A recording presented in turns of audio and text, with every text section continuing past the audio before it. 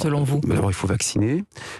On a depuis hier des problèmes à nouveau de logistique d'acheminement des doses, puisque hier, par exemple, on nous a dit vous deviez avoir 495 flacons de Pfizer, vous n'en aurez que 155, je crois ne pas me tromper, et vous devrez passer à du Moderna. Donc il va falloir expliquer à des personnes qui changent de vaccin, ce qui n'est pas le plus simple. Donc on est toujours face, d'ailleurs Philippe Juvin le disait très bien hier soir, à des vrais problèmes de logistique, mais surtout je pense qu'il faut qu'on sorte de l'hystérie sur le Covid. C'est grave, c'est lourd. L'hystérie, on communique sur la peur, l'angoisse aujourd'hui. Mais pas qu'en France d'ailleurs.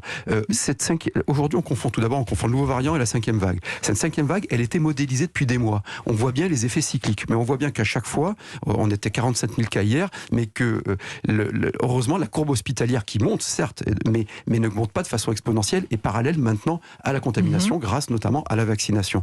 Donc il faut qu'on regarde, qu'on anticipe ce qui va arriver. Il y aura aussi une 6e vague, il y aura des variantes, la létalité ne semble pas augmenter, et qu'à un moment donné, on regarde ce qui est en train de se passer, c'est que sous couvert de Covid aussi, on justifie un délire de la dépense publique. En 2021, de sources gouvernementales, et on verra que ce sera pire, 66 milliards d'augmentation de dépenses de l'État, dont 45 milliards ne sont pas liés au Covid. Ce sont des bombes à retardement, et vous verrez que dans un an, quel que soit l'exécutif, on va à nouveau avoir du conformisme fiscal, on va à nouveau aller piocher chez les entreprises, les ménages et les collectivités, et à nouveau affaiblir la compétitivité du pays. Voilà un sujet peu abordé, mais c'est un sujet majeur. Comme si la France n'avait plus de problème. C'est un sujet majeur, de même que l'inflation.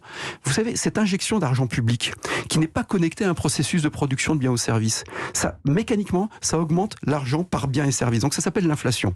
L'inflation, aujourd'hui, elle est en train de s'enquister dans le pays. La prochaine étape, c'est simple, le laxisme dans la dépense publique précède l'inflation.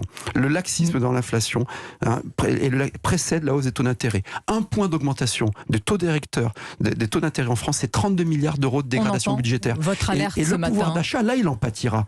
Parce que l'inflation détruit le pouvoir d'achat. Et c'est pas en répondant avec des mesures complètement archaïques, étatistes, de chèque énergie, de chèque pouvoir d'achat, qui alimentent la spirale de la folie inflationniste. Oui, et enfin, qu'on au règle les pouvoir, problèmes. peut-être que vous l'auriez fait aussi. Ah non, madame, ah bon, pardonnez-moi. pas de chèque. Vous n'auriez pas réglé le problème du pouvoir d'achat des familles les plus modestes. Le problème du pouvoir d'achat des familles modestes, c'est le pouvoir de la rémunération. Et le problème de la rémunération par la production précède la rémunération. Tant qu'on n'aura pas une politique de l'offre, une politique de compétitivité, on n'aura pas de pouvoir d'achat.